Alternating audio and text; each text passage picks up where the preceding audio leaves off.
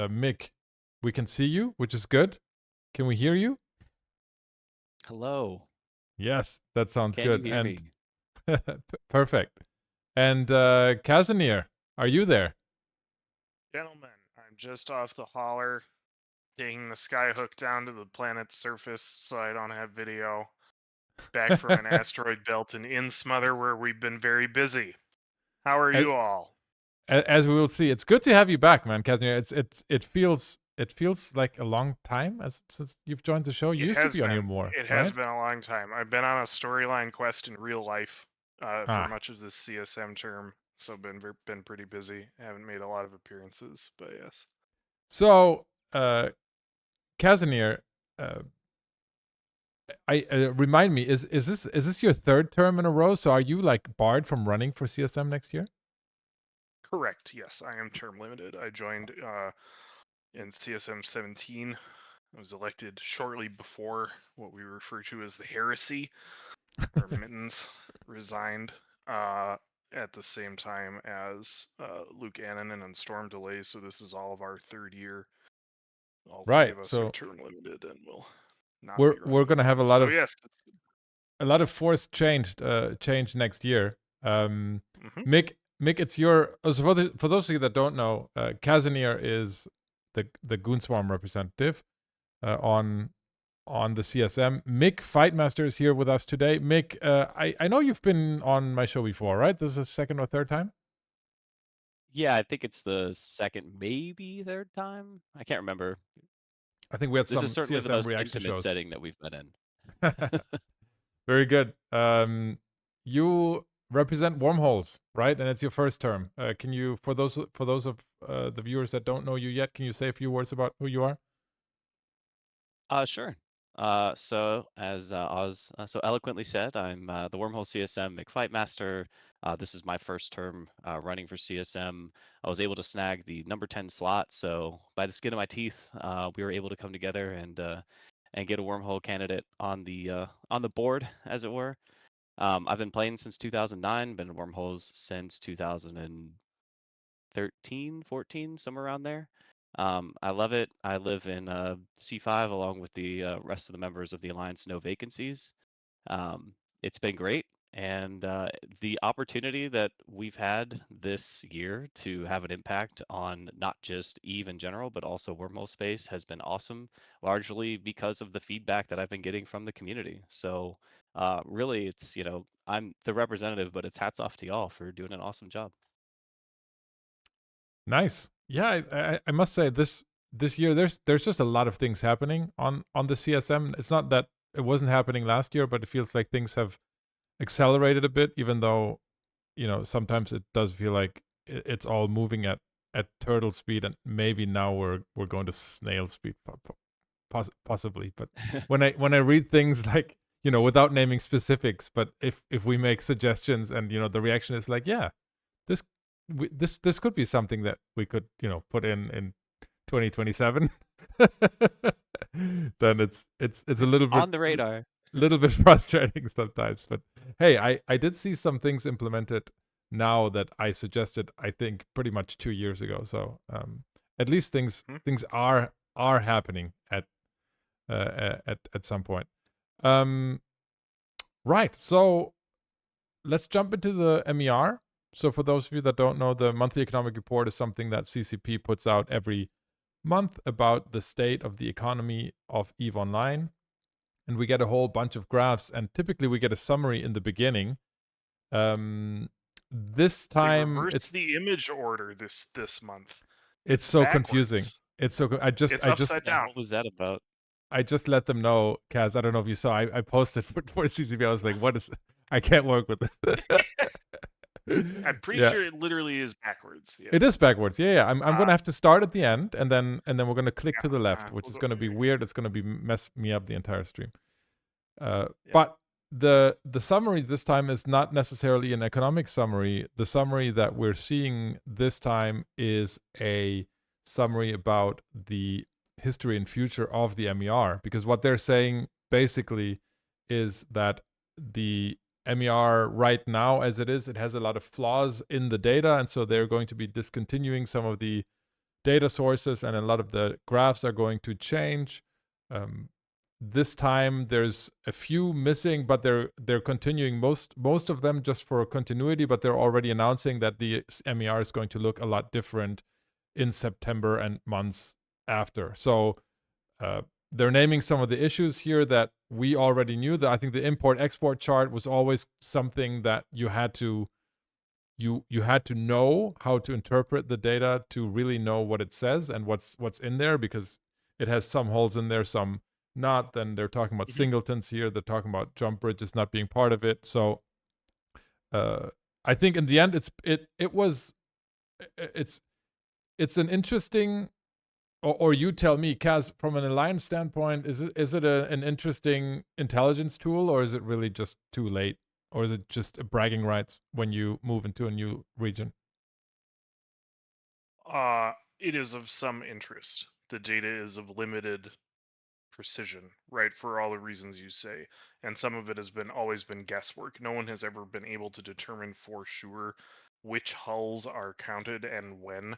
Sometimes we've done math and we've reasoned that the super capitals cannot possibly be being counted, and then at other times we've done different math and said, well, to reach these numbers you would have to be including the super capitals that moved, right? In particular, when we did the first move out of Delve, yeah, of course, we were moving from Delve. First, what happened was we took all of our stuff from Catch back through Quirius and into Delve, and then we took it all back from Delve through that same pathway and ended up in Tenerifis. And so it was really hard to get any sort of useful information other than knowing that the net into Tenerifis looked like about 420 trillion. Okay, now that's a shocking number, but it's very easy to get to that number when you think about Titans and supercarriers. You know, then again, a lot of other math told us, and even Angry Mustache did some math with me on those numbers that told us that they were not being included in the price. So a lot of it just doesn't make sense, and so it's not like you get real intel. And I have not, in fact, looked at this month's chart, which I was assuming is going to have the Pandemic Legion move numbers, which, if it includes super cap hulls, could be similarly interesting to ours. But yeah, at most, I think we get an order of magnitude out of that, and it still is not, you know, and it does give up too much intel, right? It would be preferable to be able to see information like that and have it as they're talking about, just not include ships, right? So Yeah. you can be talking about trade. You know, that would be ideal. CCP is talking about it in terms of an economic indicator, much more an indicator of a trade KPI in terms of imports and exports, right, and less of an intelligence tool. And I think most people agree with that, although it's obviously interesting to look at the data always. It's cool that it sort of existed, but yeah, it's not good enough to rely on, and if it were, that would be bad, actually. Yeah. You know. So as you can see, I have to move all the way to the bottom now, and we're gonna work backwards because it doesn't make sense any other way. So I'm gonna open this up, and what we're looking at here is the production, destruction, and mining. Oh, Dark Shines is rating us.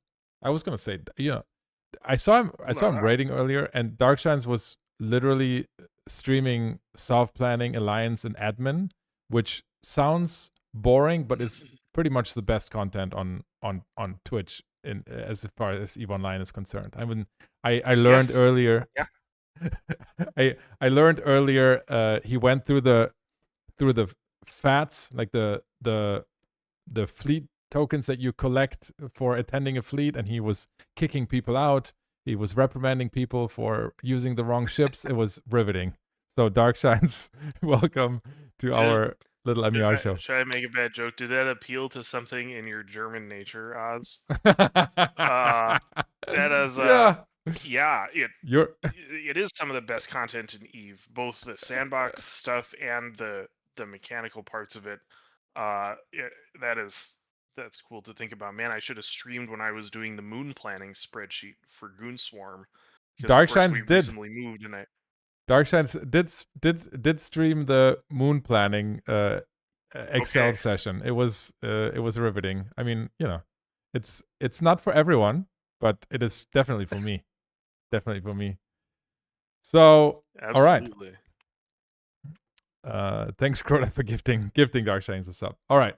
So getting back to the MER, production seems to be leveling off a little bit, although we must say that this is coming from a very, very high level, right? I mean, we were at 7 trillion a day at some point here in the beginning of May, and we're now back to levels that we saw at the beginning of the year.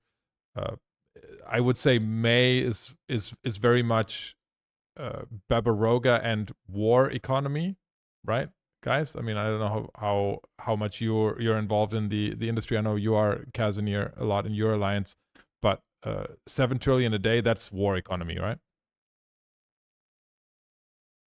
There was a war. I'm teasing a little bit. Of course, there was. I interpret that several ways. First of all, it almost sort of predates the actual hostilities. No, I guess that was the right timing. But yeah, that, and then how long does that go into June, or is it really only May spike? No, it goes You'd into have to June. get I more think, yeah. granular. But yeah, so there's two things I think that add on to that. One, of course, is us getting ready to move. All the industrialists will try and churn through all of their materials, even if it's not the most profitable thing. And also, in the background, known to no one, Pandemic Legion is also getting ready to move at the same time.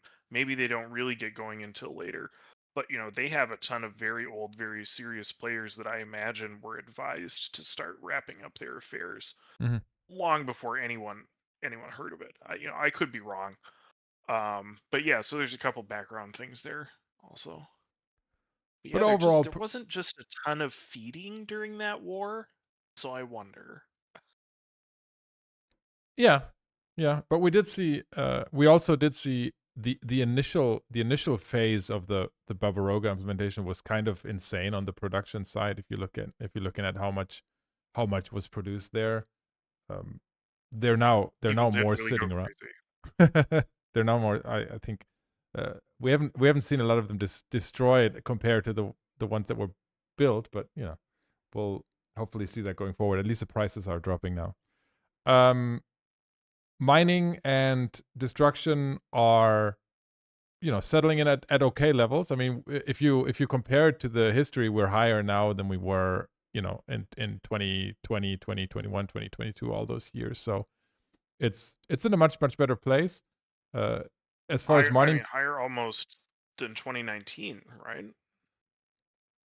yeah, It looks we to were me. higher than 2019. You can't see it here on stream because it's obstructed by my picture. Sure, But, yeah, but yeah. higher than 2019 as well.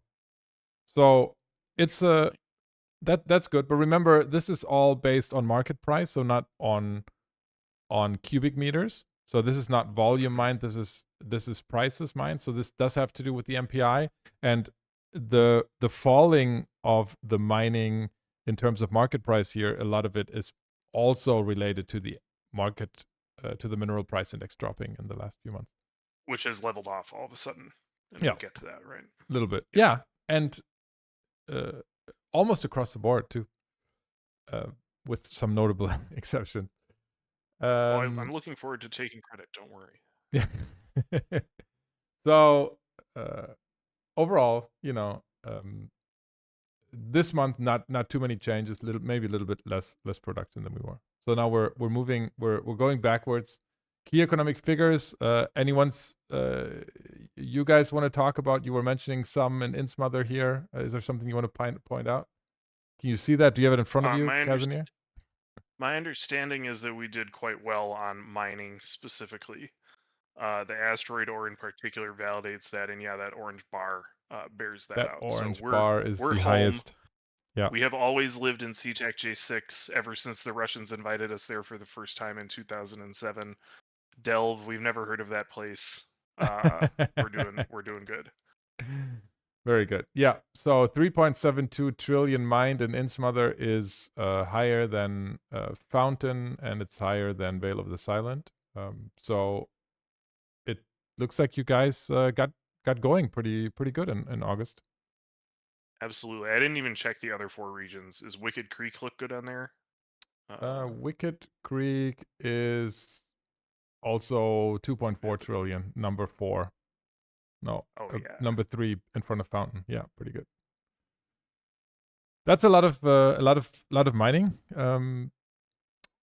that will do its part in bringing the MPI down. Even if you don't export to JITA, that's going to remove a lot of bottlenecks in other places. So good on you there. Yeah, I mean, it's just it's true that almost all of our minerals will probably be sold locally, Yeah. but that just means that there's less of our gigantic sharks buying crap in JITA at immense volumes.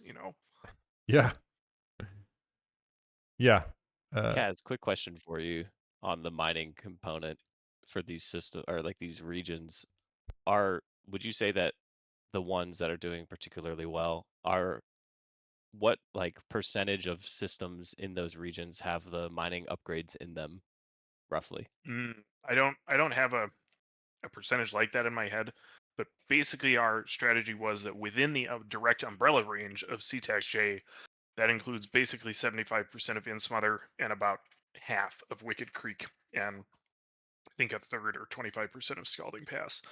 So anywhere within that umbrella that could support a mining upgrade, we tried to get a T3 mining upgrade into. That was the priority after doing stuff like the basic AdSplex layout and Sino beacons, right? So of course those are also there because we're supporting what we call Beehive, our home defense umbrella for ratting capitals and for mining rock walls.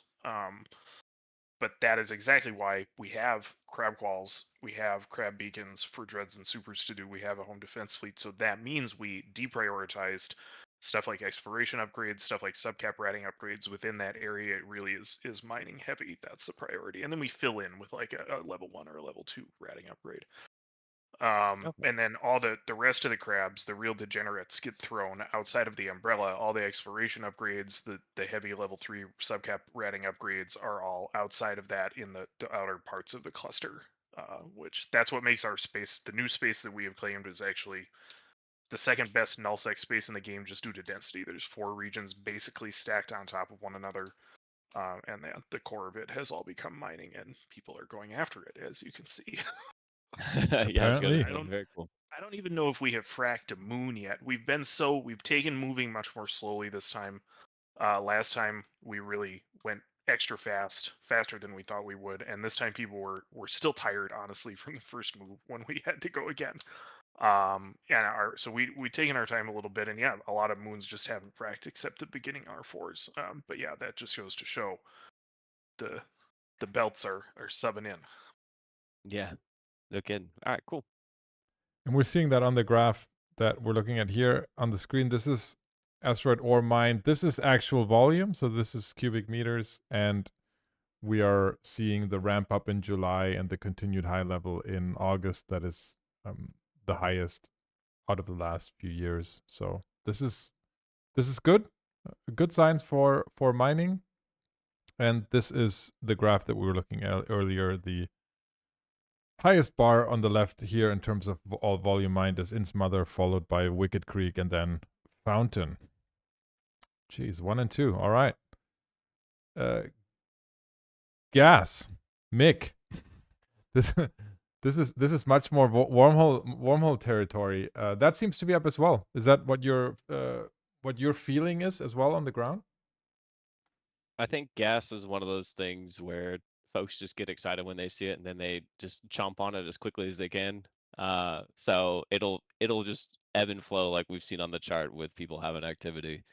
But yeah, anytime I see a gas site in a system somewhere, it's probably gone within 48 hours.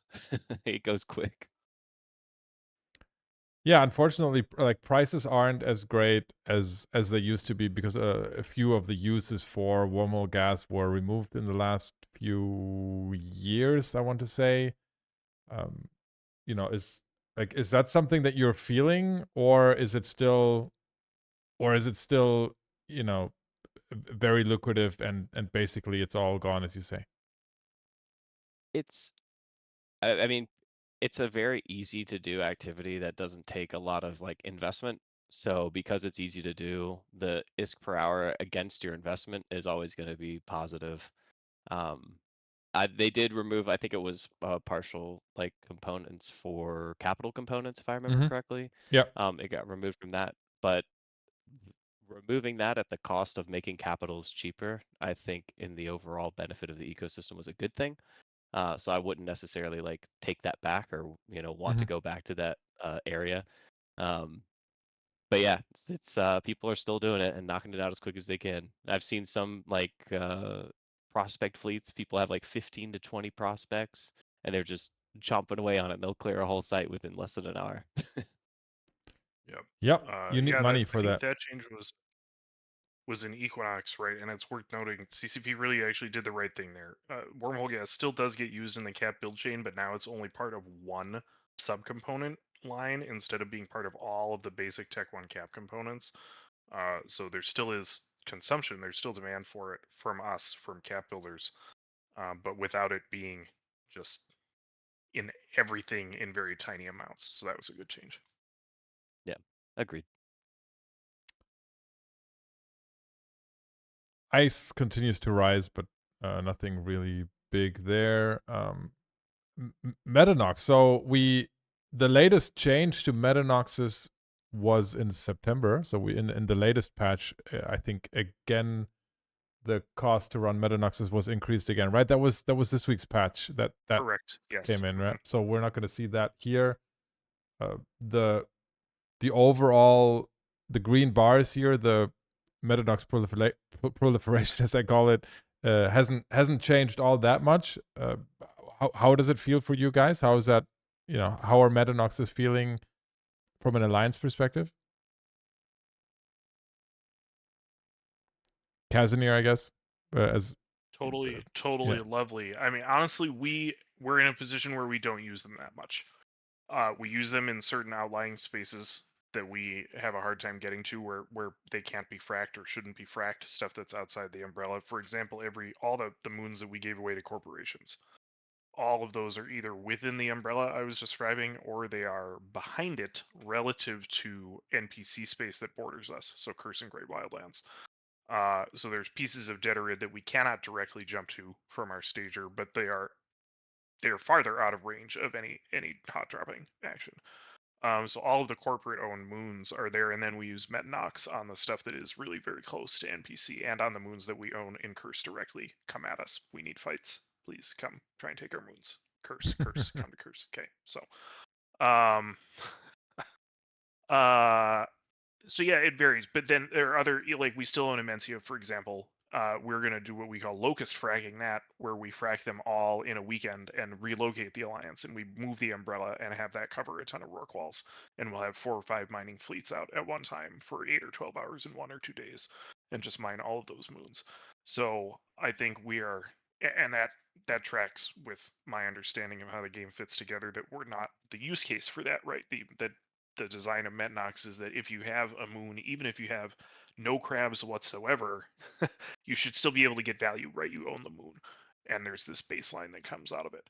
Now that has gravely impacted the economic situation of R8s and R16s and R32s,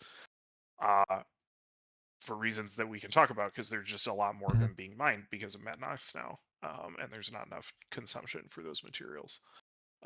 But they fit right in for us without having any negatives, Yeah, I think especially our 4 and our 8s are about 50 trading 50% lower than they were before Metanoxes, and so that's obviously massive. Now the cost was increased again to run them, but that's not really fixing anything, right? Not anything big. Is that changing It's not your? clear at what point it does fix Yeah. something, right? I think is the answer. At some point, like some of these moons do get less expensive to run, but you have to remember, for those who don't know, a typical moon in Eve is made up 4 different ores. And even an R64 moon is typically going to only have 1 or 2 of those 4 ores are an R64. The R64 itself throws off excess R16 just as Yeah. part of its refine, but then those other minerals just get automatically mined by a Metanox. And that's just not as robust of a game design as the original. When you used to have POS on a moon, the POS had a static fuel cost, which was high relative to anything except an R64. But then you had to pick out of your process power grid and CPU. You had to pick what mods you were going to anchor. Does it have defenses? Does it have guns? And one of the things that you had to fit was a moon harvester, and each harvester would only pull one of the 4 minerals on the moon. Metanox are just not that, there are not that many moving pieces. They just pull 40% of everything. And so the complexity is not there. And as a result of that, they just can't handle the demand that the player base has to fight over stuff, right? The player base wants to fight over and capture and hold territory or hold moons and make money off them. But moons as a part of the economy are just not a big enough part of the economy. There's not enough demand for all these moon goos, and so prices are relatively speaking down. Even R16s have really taken it in the teeth. The past year and a half or whatever it is, 2 years now since economics, right? Yeah, until But today, alchemy when works somebody again. somebody decided to buy up all the vanadium today out of I still can't figure out what what the vanadium is, but it's up 50% I in know why. price, I think. I'm sure it's alchemy, right? So, like, for those who don't pay any attention to this, a long time ago, Moongoo was bottlenecked in bad ways, and CCP added alchemy reactions. And what they do is they let you say, okay, this reaction that would take an R64 and an R32, instead I'm going to use an R32 and an R16. It's going to take 10 or 20 times as long, but I don't have to supply the bottlenecked R64. And something like this exists for both the R64 and R32 intermediates. And it turns out that all of a sudden the R64 ones are super profitable again because the bottom has fallen out of the other Moongoos. But R64 has maintained value because it is still scarce. What are they called? Unrefined? What is it? Unrefined Correct. reactions? Anything with unrefined is it? Yep. Yeah. And when you This is look one. at it, the math is real specific. You have the same amount of R32. You have a matching amount of R16 that would have been R64. It replaces it, but it takes 20 times as long, meaning it takes the same amount of time, but you only get 1/20th out. So then what it does is it also gives you back 19/20ths of the R32 that you invested as part of that unrefined business, and the math all works out. So yeah, all of a sudden, it's been a long time since those were worth doing in ISK per hour, ISK per slot hour terms, and now all of a sudden they are. And that's keeping R64 prices in check to an extent. I know a lot of like big crabs who are like, oh, I can just do alchemy, and it's because it's so easy to get the raws. So if we look at the moon material mined by region, yeah, you're right. Its mother is not not big here. We're seeing Veil of the Silent, Fountain, Catch, Syndicate, and Pure Blind, the top 5. And We're not Delph, anywhere on there, are we? You're not really. I don't see it there. Curse. But the interesting thing is that Delph seems to be 100% Metanox. That is so funny. I don't know if we've had it 100% in the last month since they introduced this graph. So Delph takes the cake for the first one to 100%. No, look, well, Curse is close though. You can see I mentioned our moon pirates They have over been on the right next to Amist. Right there. Very close. Yeah. Oh, and then look over there. Cash and period basis also are tiny. Mother here. Yeah. There. Yeah. So I'm gonna skip these, unless you guys want to talk about them specifically, and then. Oh well, let's go back to the trade balances, unless there's a different version of that coming. This one.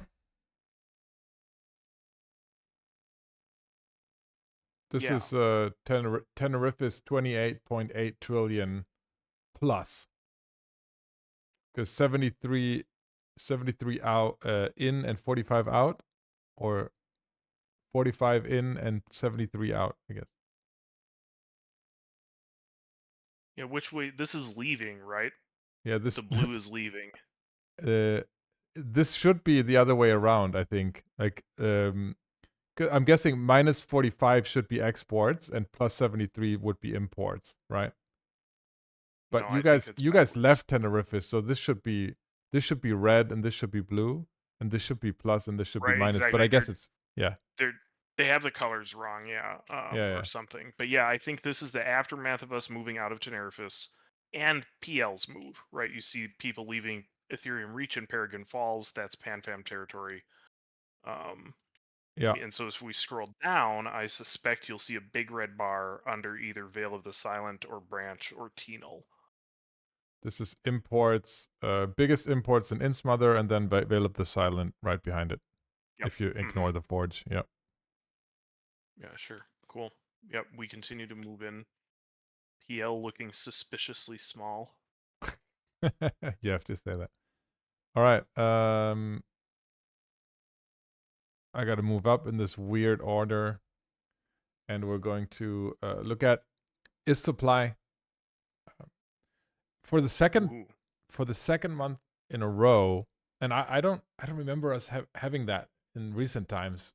We have a contracting money supply in ISK in ISK Online, in EVE Online. That's a Freudian slip, and that is again mostly because of the active ISK delta. The active ISK delta is when capital or money supply becomes inactive through players going inactive after 90 days of not logging in. After 90 days of not logging in, their money is essentially taken out of this equation and regarded as inactive, plus any bot bans or other GM actions. Those are all in here in the minus 48. And I wanna show you guys on this graph here, because look, this is the active IS delta over time. I always like to I'll plug my friend Matt here. I'm putting this in chat. You guys can use this link. This is a public Power BI of the MER data, which is mighty useful if you want to do your own analysis. So this is ISK sinks and faucets over time, specifically active ISK delta, and you can see that last month, this July right here, was a massive minus 130 trillion. I explained last time that this was exactly 3 months after there was free Omega. Typically, that connection is pretty strong. If you give out 7 days of free Omega, a lot of people log in their long lost alts to extract SP or do PI shenanigans or all sorts of stuff that you can do with 7 days free Omega that you shouldn't really be able to do, if you ask me. But that, coupled with, incidentally, last July, without the 7-day Omega, was the next largest negative active IS delta in the last 4 years. So I remember last July we speculated that this must have been a big bot ban wave in July. And I think what we're seeing now in this July is both a bot ban wave plus the 3-month removal from 7 days free Omega, unless you guys know something that I don't. Cosmic. No, I think it can easily be. There's also a large spike in the into 2023's July, so it might be. It's not consistent going back farther, but there could be some sort of new let's clean it up before summer vacation staff behavior pattern happening here. That makes sense to me. I like single player in chat posts. I noticed that active IS delta matches just so sinks and faucets are plus minus equal. Does CCP ban bots based on how much they want to sink? Which is, no, like, so if you want my honest answer, no, I don't believe that. And also it doesn't really match all that much. If you put them all in, so this is faucets, by the way. So we're fairly steady in faucets over the last few months, which is a good thing. And sinks have begun to go down. Nerfs. Yeah, exactly. And sinks have gone down, but this is directly related to ISK velocity as well. If you have less trade going on, which oftentimes also means less PLEX trade and fewer New Eden Store sales, because that's where a lot of these trades happen with skill extractors and PLEX, and that generates a lot of market taxes that are the biggest sink in the game. And so we've had basically none of that in July and August, and so it's not surprising that it's going down. So if we're looking at all of them overall. So this is the net money supply. You see that this is the first time since January, I guess, that we've had 2 months in a row of contracting money supply. And if you add the two together, July and August together, they're the highest consecutive negative money supply impact that we had. We have only one other incident, which was last in 2022, February, March, beginning of the year. So overall, if we look at the graphs for this, which is this graph right here, which looks at the money supply over the last, what is this, 8 years, you can see that still we're at a very, very high level, but at least, if you compare the current money supply, we're almost the same as 8 or 9 months ago. So in the last 8 or 9 months, this has been very much under control. And,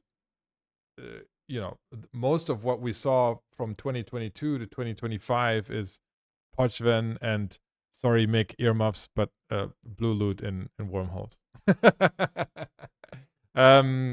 Which is the reason I am not allowed near any of your discords, Mick, because I still cop hate for advocating Remember you.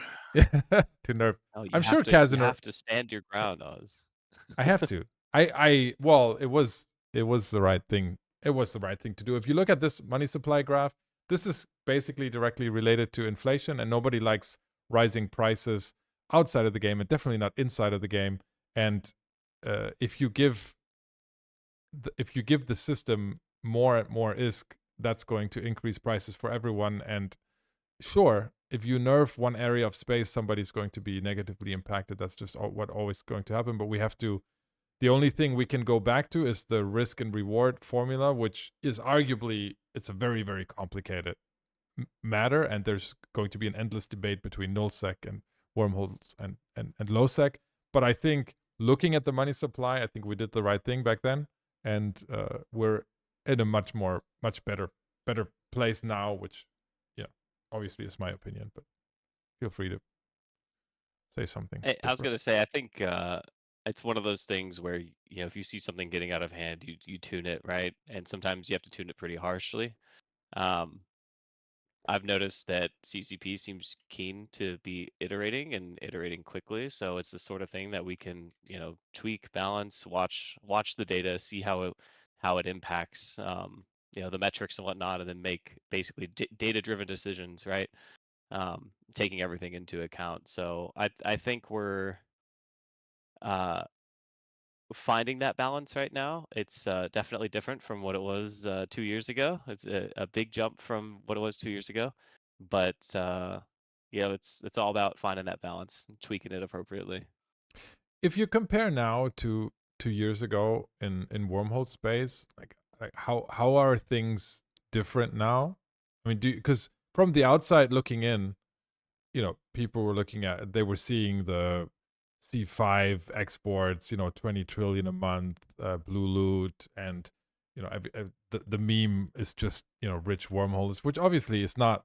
That wasn't the average wormholer, right? There's a myriad of different types of wormhole players, and there's low class, there's high class, and everything Don't in let between. them fool you. It's all of them. No, I know a The lot of low cartel class. is real. But how does it feel different, Mick? Like today compared to a year or two ago? Well, you see fewer people, I think, in space. I think people have started to become more selective with how they crab in wormhole space. They look for, they look at total player count and they're like, oh, if the second it gets over 20K, I'm logging off. My risk goes up too much at that point. Or things like that, or they know that there's like a heavy rage rolling population that's in EU, and so they'll maybe alarm clock one night, and they'll just crab at 3 a.m. their time, so that they're not worrying about people rolling in on them. There's still a lot of activity that's happening, especially in high class, whether that's people visiting from like a low class into a high class static. There's obviously people that still have farm holes that still, they can get log off trapped, they can get rolled into, they can, forget to turn their repper on and accidentally explode. So there's still a lot of Which activity is what out happened to there. you. And in like especially in like the C6 community, it was a lot more focused. It was controlled by basically two large groups 2 years ago. Now there's three large groups, and it's shared amongst like whoever, basically the winners of the Wormhole War, right? To the winners go the spoils, and so those have been distributed to everyone that participated. And now, while the C6 space is still attempted to kind of like be controlled, it is spread through a lot more organizations. So more people have more access to that, as long as helped the winning side. Fake news. Fake news. Okay, sorry, I had to. I have to run at the top of the hour. Yeah. My other thought on seeing this graph is, correct me if I am wrong, but the price of Plex has also leveled out low just these past couple months. Is that true? Was I deceived? No. We have 10% lower Plex prices now, for sure. Yeah, so the glorious power of macroeconomics is undefeated.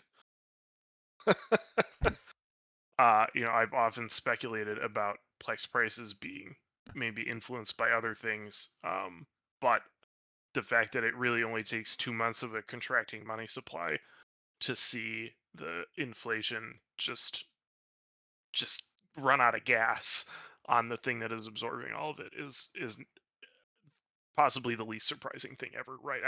I've always like doubted, I've always like X'd for doubt that this would ever be that Plex would ever stop rising, but it tracks that it would finally be after they get the money supply under control. There are two additional factors on that, Kaz. So one is global Plex market was introduced 2 months ago. So that's Right, a yeah, that's a can that's only be an helpful. increase Yes. supply. That's supply side, a positive supply side move for sure. And two, CCP have stopped doing New Eden Store sales, and so that's one of the big sinks for Plex. I got in on the last one. You're telling me that's I good think for them. so. I mean, if they can wean themselves off that would be wise, probably. And it's something that we've been at least I have been telling them continuously, because I think it was getting out of hand. I think every time we had a massive Plex spike, anytime there was a good Plex sale, which was happening like 3 or 4 times a year, or more, because you had the MCT plus Omega sale every quarter, like Right. clockwork, and that was wrecking the Plex supply every time. And now they brought out the dev blog that said the end of gamification with Omega subscriptions, and since then they've stopped running them. They've had different sales, they've had other sales, but they haven't run any of the big extractor or MCT or Omega sales in the New Eden store, and that's what is driving down the price of Plex a lot, because there's just not to use it. I think Plex is in buy territory. I've been saying this for a while.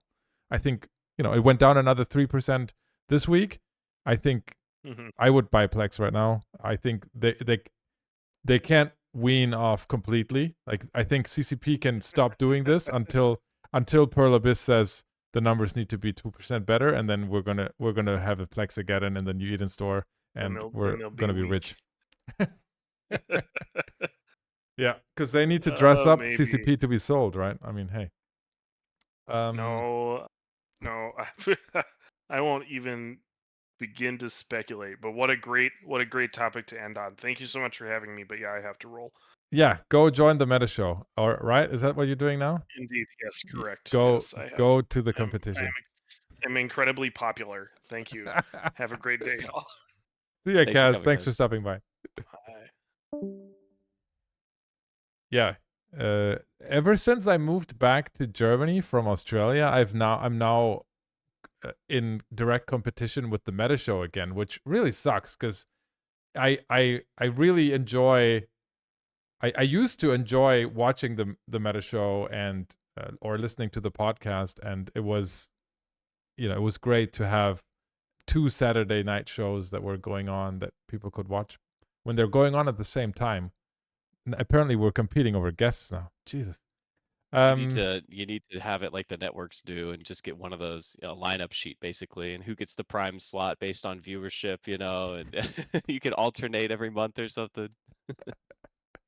That's right. Yeah.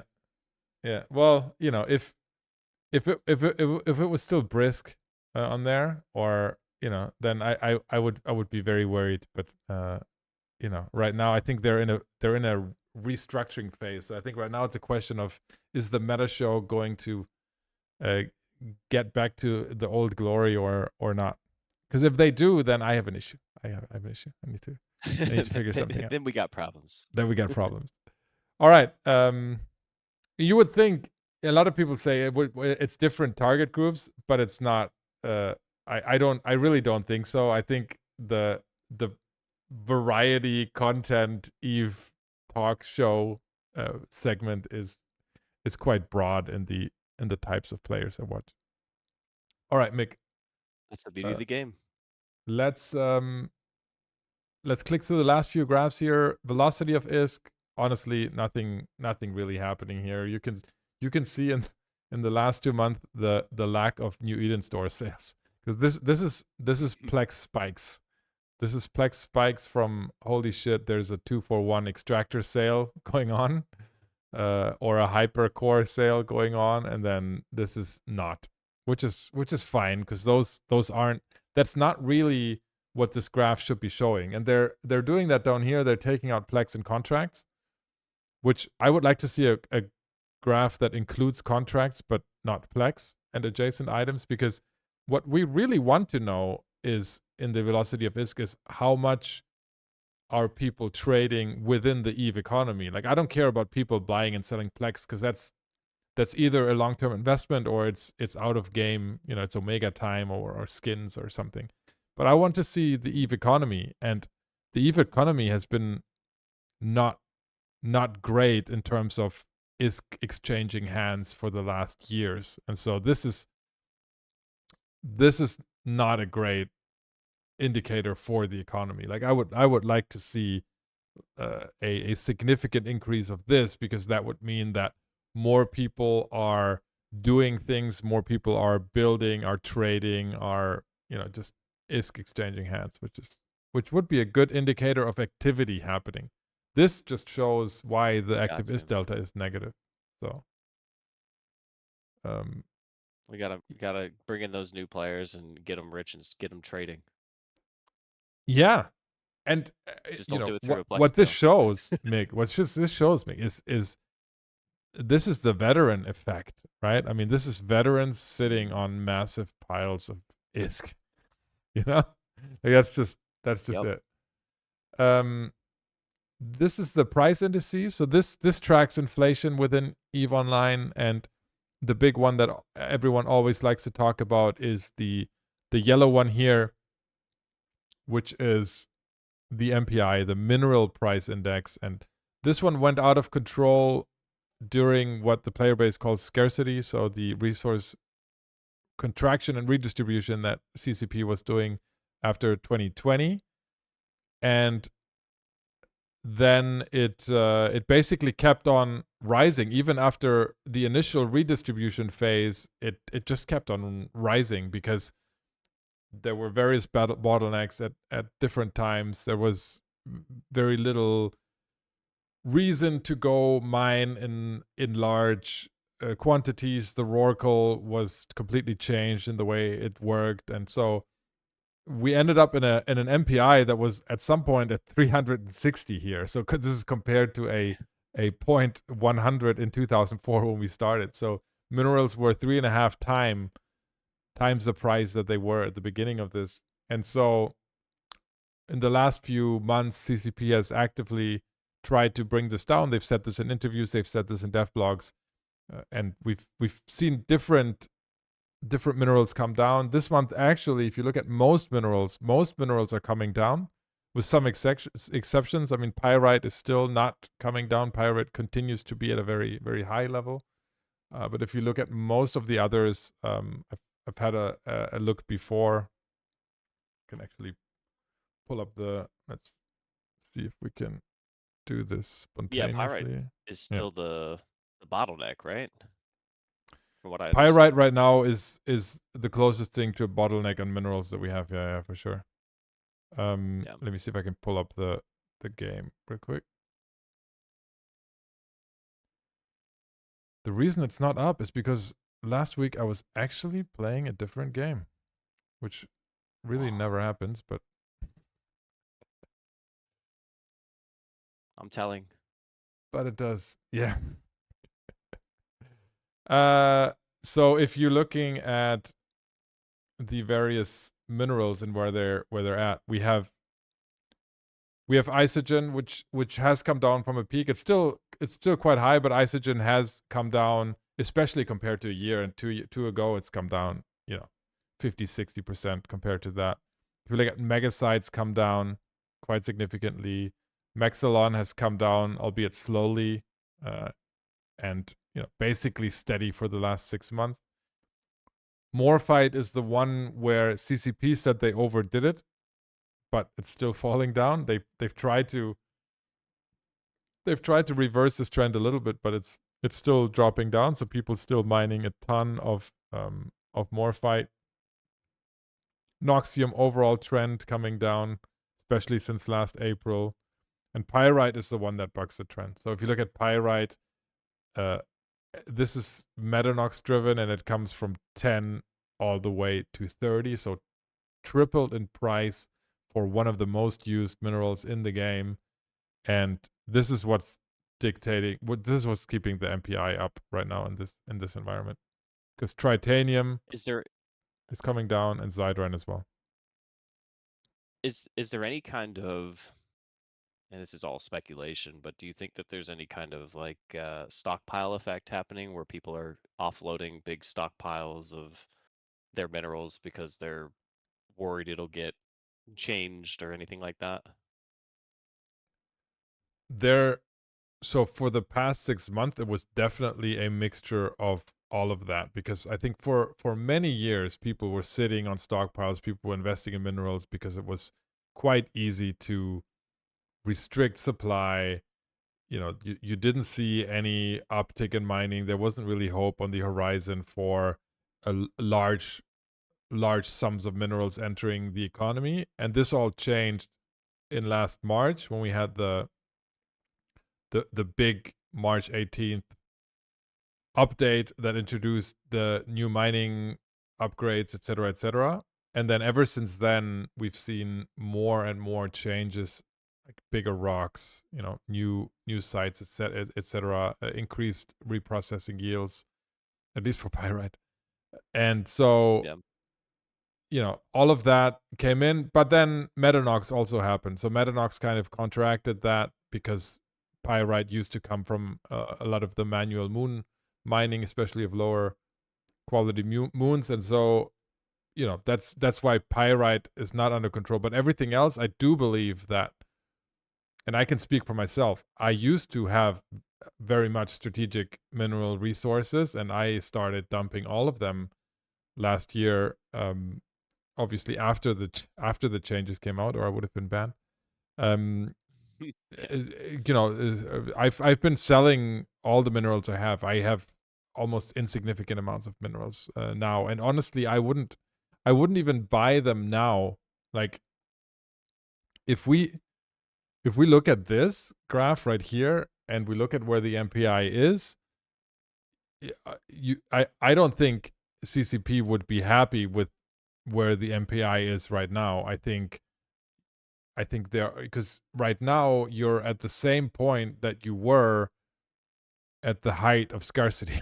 Like, that's where we're at right now with the MPI. So I would think that there are still 2 or 3 steps to go to get the MPI back in line where it's where it's in a good space, I think, personally. And so I wouldn't be sitting on minerals right now for strategic investment purposes. But YP is It's in the good to see chat. it's at least heading in the right direction. Yeah, and it has been the last 3 months for sure. Yeah. Keep YP that is saying, trend going. Love to YP in see. chat is saying, I wonder if there's a different way to visualize MPI to see individual mineral factors. And yeah, you can actually. There is this, but it only breaks it down by low end minerals and high end minerals. And I'm pretty sure high end minerals, the only one in there is morphite. I think you can see morphite here, but it's fairly easy to do. YP, we could build that graph, because for the mineral price index, we actually know exactly what's in it, as opposed to some of these other ones that are, yeah. We should talk about the secondary producer index, primary producer index, and the consumer price index. This is essentially, first level intermediate goods, second level intermediate goods, and finished goods. So you can see that the finished goods are actually not more expensive, but that's because they also have a lot of weird things in there that shouldn't be in there, that aren't even built, right? I think what's more interesting is the primary producer in the index and the secondary producer index that are not as crazy as the MPI is, but that's just because while the minerals are a central piece of the EVE Online economy, they're not everything, right? If you look at, for example, the amount traded, and this is only one KPI, but the total amount of minerals, this is refined minerals, traded in JITA per day is about 380 million, and you compare that to all moon materials together of also 319 million. So you can see that, while there is compressed ore and there's some other stuff which is, not as big, but it's there, even PI is 346 billion traded every day. So minerals are important, but minerals aren't everything. And that's why, for example, right now we have fairly cheap tier 2 ships and tier 2 components, because we have incredibly cheap R4 and R8 Mungu, and we have very, very cheap salvage right now because of the exploration changes that happened in June. And so overall, the price level is not crazy for a lot of finished goods, but certainly for minerals. And that's why I wouldn't be stockpiling minerals right now. Yeah. No opportunity there, it seems. No, it doesn't. Especially when CCP is communicating things like the morphite changes, that they think they overdid it. Yeah, I think that's about it. We have the Wormhole trade summary here, Mick. That's pretty much the only Wormhole specific chart in the MER. Nowadays, C5, C6 exports 4.5 trillion out of C5s and 2.8 trillions out of C6. Pre-nerf last year, these were at about 20 trillion. Does this make you sad? Does this how does this make you feel? Was it 20? Man, At some point, I thought yeah, it at was the height. like No. It was 20. It was. Jeez. Well, there goes that narrative. I mean, this is about a 40% reduction from where we were December last year. I think it's a bit concerning, generally speaking, when you see the numbers like this and they're continuing at a downward angle. It's because activity is getting lower and lower. So I'm hoping that this is just a summer slump issue, and that this number will go up when people come back from touching grass. But right now, it's a little concerning. Definitely want to see this number go up. But we don't need to get it to 20, Oz. I'll concede that point, but I'd like to see it come back up a bit. Is it Teddy in chat is saying that it shows the massive decline in the population of our space? Is that something you would underline? Like how much of that is summer and how much of that is actually you're seeing less people in space, as you were saying earlier? I think it's.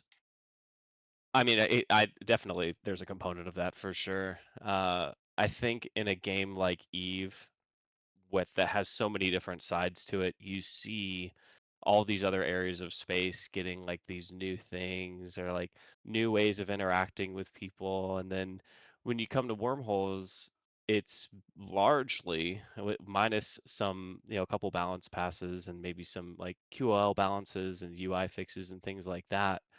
It's largely been the same for like the last decade. In fact, like this year, we were able to get a decade-old complaint finally fixed, which feels way too long to iterate on something like that, especially when it comes to like usability and being in the space. I wouldn't blame people if they were like, well, I've tried wormholes, nothing's really changed. There's no new anything. So it was cool while it lasted, but I'm gonna go check out the cool shiny new thing that keeps getting iterated on. I'm gonna go to that space. So it wouldn't surprise me if that was a component of it as well. Wormhole expansion when, Mick? And I can't. Oh. Wait, actually, hold on. I'm going to take that question back. I'm going to take that question back because I don't want either of us to risk NDA.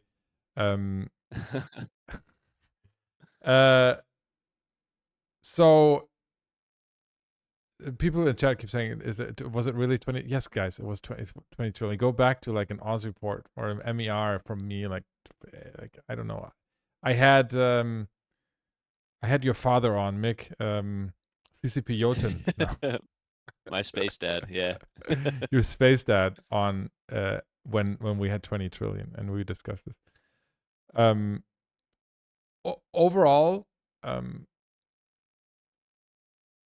like, do you have are you seeing this in recruiting? Like, is recruiting more difficult nowadays because you can't show the same opportunities, or are the things that draw people into wormholes still the same, like as in 2 years ago? Because I mean, I've spent, I don't know, probably I spent about a year and a half in wormholes of my time in Eve, and for me it wasn't the space for me. I thought it was, but it ended up not being, for various reasons. But I think what draws people in is, a little bit of lawlessness, a little bit of unknown, like a little bit of, small alliances, small corporations, jackpot riches sometimes. Is that still valid for wormholes? Yeah, that's definitely still like the bread and butter of wormholes, if you will. Obviously, you're gonna always find like larger groups that are gonna be able to field like in the 40 to 50 range, but the vast majority of people are sitting at that, 10 friends just wanting to set up somewhere and try new things. We get a lot of folks from nullsec who are kind of tired of being a number. They want to be able to be like the reason why, the person who turns the tide in a fight. They want to be able to skill express in that way. And wormhole space is a great way to do that. There's no sinos, there's no supers. It's a great way to be able to read a battlefield, read a grid, and say, okay, I'm going to target that, and that's going to cause this to happen, which is going to cause that to happen, and that will be the starting point of our ability to succeed in this fight. And then, of course, on the other side, you're like, okay, they're going to obviously target this, and so it's a back and forth of like who's countering what, how are we addressing things. But it's a great place to skill express it, but it does require a certain level of it removes a level of convenience that you typically have when you're out in K-space. You can't sign you can't, your geography changes every day. There's no gates to go to or anything. And so you're always surrounded by the mystery. And there's no asset safety. So that's also a thing that people might be a little wary of, because all your stuff's on the line. Everything you bring in could go away. Which honestly, like, I wish there wasn't asset safety. And I'm speaking from a person, like, I probably have over 100 billion in assets and asset safety, and like, that I just don't pick up because like it's all over the place. Various perimeter trading stations blown up with my stuff in it, and I just, but like, I realize you can't do that now. You can't implement that after, because people would be up in arms that have left the game and come back and have lost all their stuff. That's why you can't do that. But that was one of the reasons I loved Wormhole Space, because it feels like you're actually losing. Like, things are on the line. There's like, if you don't show up for this fight, your shit is gone, and that Yep. itself feels epic. And oftentimes that other pieces or other areas of space don't feel like that. Yeah, and I think it adds like a certain level of like decision making anxiety, right? Oh, if I do this now, like that could be it. What if I just do I do this? Do I wait? Do I flip a coin? Like you know, and it's not as easy as okay, we rinse and repeat. We just, you know, shot our shot. We're gonna go again. So it's very yeah, it's very nerve-wracking from that sense too, because you're making decisions obviously for yourself, but also as a leadership, like if you're in leadership, you're making decisions for all of your people. Like it's not just your assets at that point, right? Like you're making a decision for everybody. So there has to be a huge level of trust when it comes to that too. We've had some changes to wormholes very recently. So some very cool quality of life changes that I can't believe took 20 years to implement. I mean, you can actually now look at a wormhole and immediately see what the deal is, how much mass has gone through, how much is left, how much, without giving away more intel. It's just easier to understand now, right? Is that something that, like, does that actually change something for experienced wormholers, or is this more like for new wormholers that aren't used to it? Like, does it make it different for you? It's not going to affect like a veteran wormholer's day to day. You just have to like learn the new indicators. But they're given the same amount of info that the text used to give. It's just now in a nice numerical format. Yeah. The biggest like QOL insight upgrade is now when you reach an end of life wormhole, you can see if it's got 1 to 4 hours left or if it's got less than an hour. Previously, the mentality, generally speaking, would be, oh, this wormhole's EOL. I found it that way. I have no idea if it's going to die in 5 seconds, 5 minutes, 2 hours. So I'm not even gonna check it out. But now people see that and they're like, oh, I have less than an hour to do this. I either need to go in and be fast about it, or I need to just wait until this dies and try something else. Oh, but they see an EOL hole that's 1 to 4 hours, they think, oh, I've got at least an hour. I can definitely go down this chain and explore it a bit. Which is a huge, I think, quality of life upgrade for people who are looking to explore and looking to build out their geography with their wormhole chain. And we've also seen some changes to wormholes themselves, right, to the connections recently. Yeah. So they introduced wandering K spaces for class 4 wormholes, or C4 wormholes. These have always been like in the database. They were just never turned on.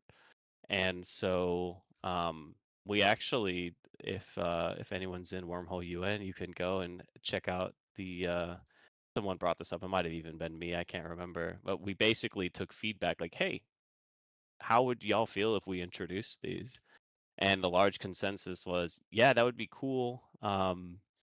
Just make sure that they can't fit capitals, because the way that they were written was actually large enough to allow for super capital travel. Mm-hmm. And people do not want super caps in wormhole space. As cool as that would be to see like a max tank Leviathan and a C6 Pulsar, it's just not what the space is designed for. But yeah, we got those in. I actually found my first one today. And so the 3 different ones are going to be wandering high sec, low sec, and null sec spaces. And it was pretty cool to see that. And the mapper that we're using doesn't even compute the fact that you can have a large connection to a K space from a C4. So I'm sure Right. Yeah. the devs for Your those mappers are Pathfinder working or on whatever getting you're that using. upgraded. Yeah. Yeah, we're using Wanderer, which is basically Okay. a Pathfinder version that's currently like got devs on it and actively working on it. Okay. It's quite nice. Yeah, it's been about 3-4 years that I've lived in wormholes. Somebody in chat says, "Can Mick talk something about the Cenotaph nerf? Mick, can you talk about it?" Mm. Yeah, what was the question? I Just could so I pull it up don't. here. Oh, the Sino nerf. Yeah. Okay. Yeah. The Sino nerf. I have it on. Yeah. Okay. Perfect. So the Sino nerf. The cenotaph. Oh gosh, I feel like I'm reading off a script at this point. The cenotaph represents the largest potential DPS output in EVE Online since the game's inception.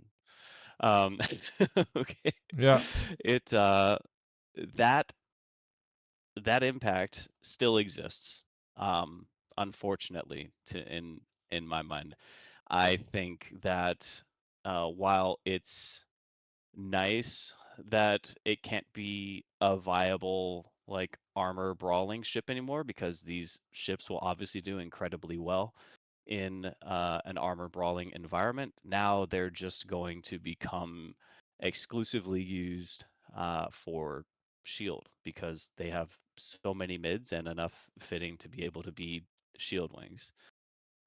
This is one of those things where it was myself and several other CSM that acknowledged that in a brawling atmosphere that the cenotaph is incredibly strong, and we wanted to find a way to tune it that would make it less strong, but still a fun ship to fly.